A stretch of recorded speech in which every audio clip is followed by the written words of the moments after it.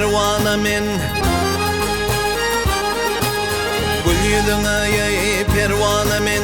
gayrı reyhan istemen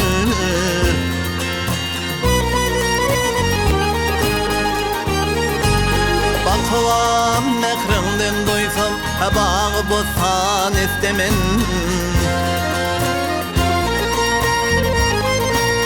Royun ere şemsi kamar olmak hitavan istemen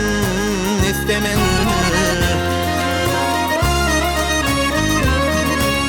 Bakışın şoğukul bilgin zevki devran istemen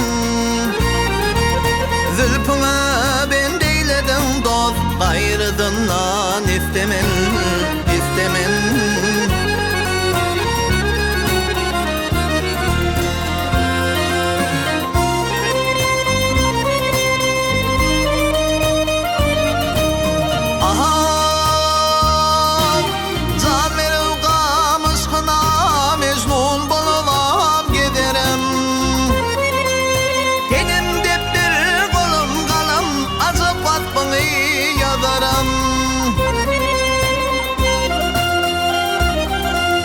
Görmeyen kenarını aşk denizi içine yüzerim Kıymet bulup sen için tılla koşullar düzerim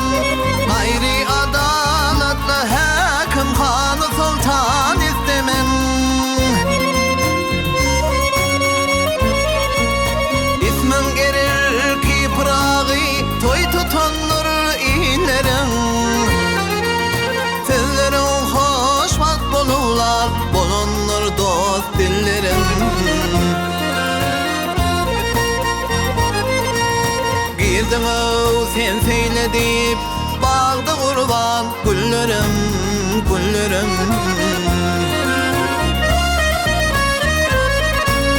Ben dalı göz yaşıma neyle ki yakma silerim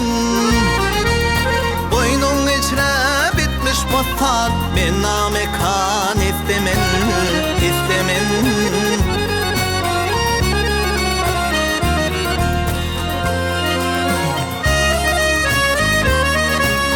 Ben dalı göz yaşıma neyle ki yakma silerim Boynun içine bitmiş postat Özü mekan istemen istemen